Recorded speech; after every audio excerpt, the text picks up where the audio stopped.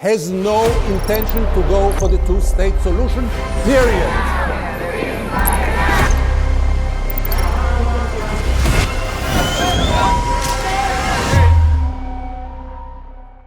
Netanyahu will do whatever he can to continue the war. Netanyahu will do whatever he can to continue the plan to push all the people of Gaza to the south and then put them in a concentration camp and offer them to leave Gaza.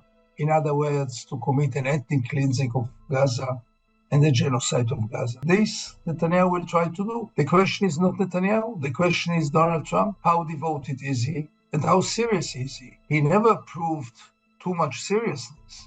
He can say one thing today and tomorrow forget about it. So let's not raise the expectations beyond the release of hostages and Palestinian prisoners. So the parties are meeting indirectly, obviously, but the way is still very, very long and nobody can foresee what will come out of it. I'm totally skeptical about the entire program, the entire plan.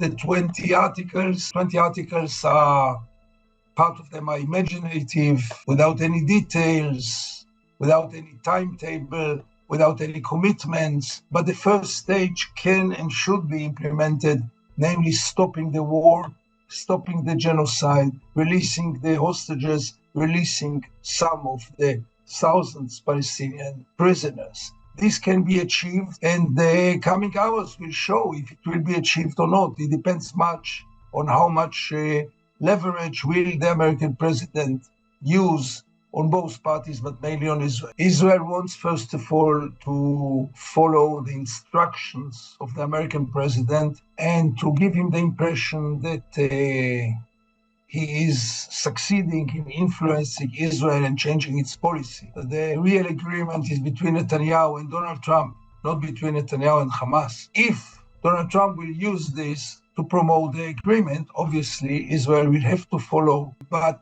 I think that the Israeli government still wants to continue the war. It's not a secret. They want the release of the hostages, but they never gave up on continuing the war. And this is very, very worrying. Netanyahu right now has no other choice but to follow the instructions of Trump. Israel is right now so isolated and so depending on Donald Trump personally that there are not really alternatives for Israel, and it has to follow Donald Trump's instructions. The only question is how devoted is Donald Trump, and how will Netanyahu, who is quite a magician, to mislead Donald Trump and to convince him, for example, that it's not time to end the war, that we have to gain more goals, that we have to gain more time. If he will succeed to convince Trump, and the real negotiation is between him and Trump, then the war will continue. I still believe that the release of hostages will take place. I'm very worried about what will come after it.